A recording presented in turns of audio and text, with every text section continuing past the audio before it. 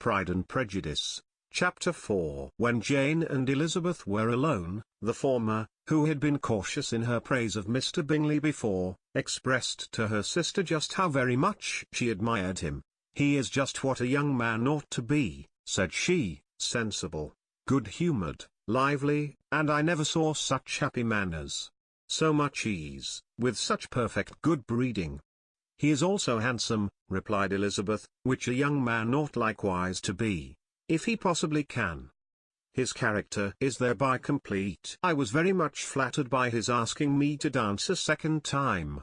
I did not expect such a compliment, did not you? I did for you. But that is one great difference between us. Compliments always take you by surprise, and me never. What could be more natural than his asking you again? He could not help seeing that you were about 5 times as pretty as every other woman in the room. No thanks to his gallantry for that. Well, he certainly is very agreeable, and I give you leave to like him. You have liked many a stupider person. Dear Lizzie. Oh, you are a great deal too apt, you know, to like people in general. You never see a fault in anybody. All the world are good and agreeable in your eyes. I never heard you speak ill of a human being in your life. I would not wish to be hasty in censuring anyone, but I always speak what I think. I know you do, and it is that which makes the wonder. With your good sense, to be so honestly blind to the follies and nonsense of others. Affectation of candour is common enough, one meets with it everywhere. But to be candid without ostentation or design to take the good of everybody's character and make it still better, and say nothing of the bad, belongs to you alone.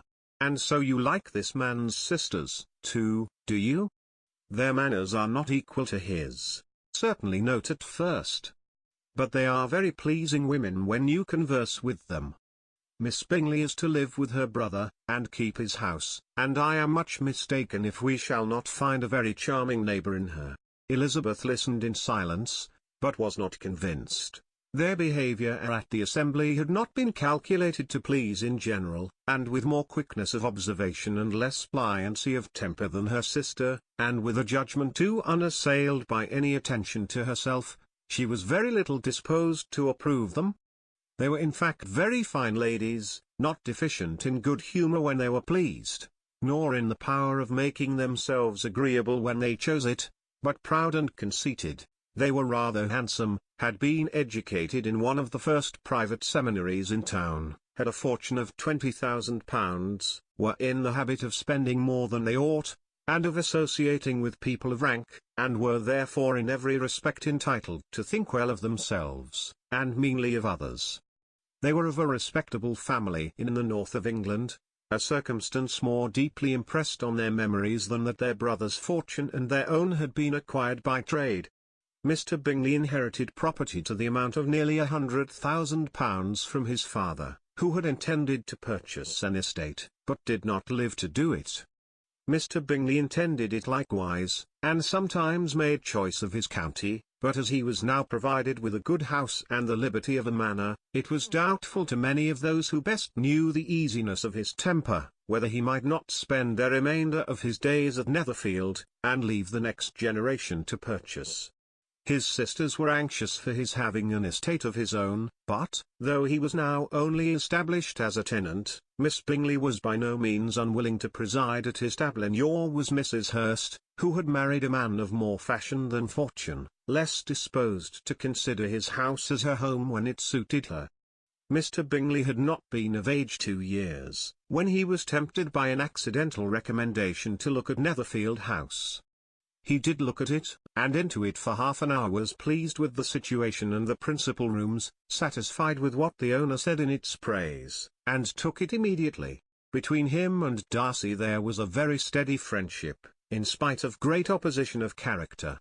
Bingley was endeared to Darcy by the easiness, openness, and ductility of his temper, though no disposition could offer a greater contrast to his own, and though with his own he never appeared dissatisfied. On the strength of Darcy's regard, Bingley had the firmest reliance, and of his judgment the highest opinion. In understanding, Darcy was the superior. Bingley was by no means deficient, But Darcy was clever. He was at the same time haughty, reserved, and fastidious, and his manners, though well-bred, were not inviting. In that respect his friend had greatly the advantage. Bingley was sure of being liked wherever he appeared. Darcy was continually giving offence.